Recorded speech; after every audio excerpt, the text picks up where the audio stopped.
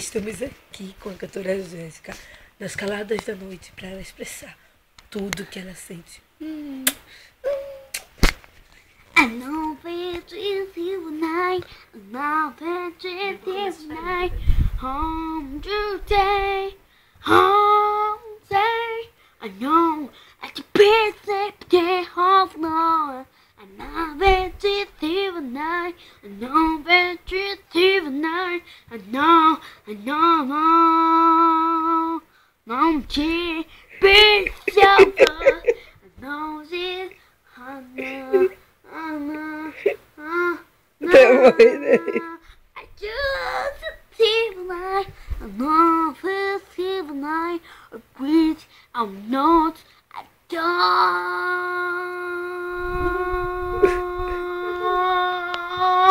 breathe through the night, I know breathe through the night.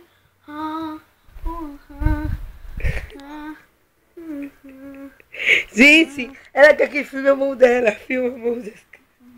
Tchau. Acaba. Pode fazer algumas perguntas pra mim? Jéssica, quantos anos você tem? 10. Você tem algum namorado? Não já falei que acabei? Como era o nome dele? Ed. Ed? Ed o quê? Edson Bernardino Boss. Bernardino. Meu Deus. Ele te amava? Não sei. Você ainda ama ele? Não, porque, veja, vou explicar essa história. Como era? Que ele namorava com uma e ficava com outra. Ele ficava comigo e namorava com outra. Ele beijava a boca da outra. Aí eu ficava. Como era o nome da outra? Kate de Melo Silva. Pode ver aqui, ó. Safadona. Aí eu queria que minha vida fosse fiel. Não queria que ficasse acabada, derrotada pelo demônio. Então, acabei. Acabou? Pra terminar nossa entrevista, cante um pedaço da sua música predileta em inglês.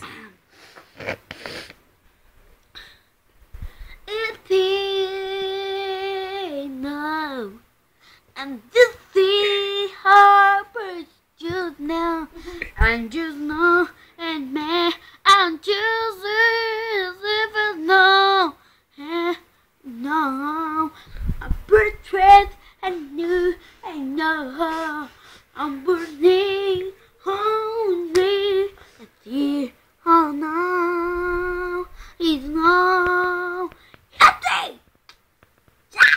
Ficou. 1, 2, 3, Jéssica.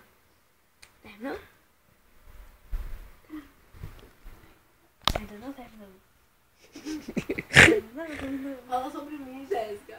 I know it. Jéssica. Não fala Deixa sobre eu- pessoa.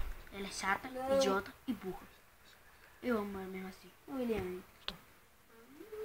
Tá bom. Tchau. Entre no .com.com. Entre no Jéssica 1, 2, 3. Adeus.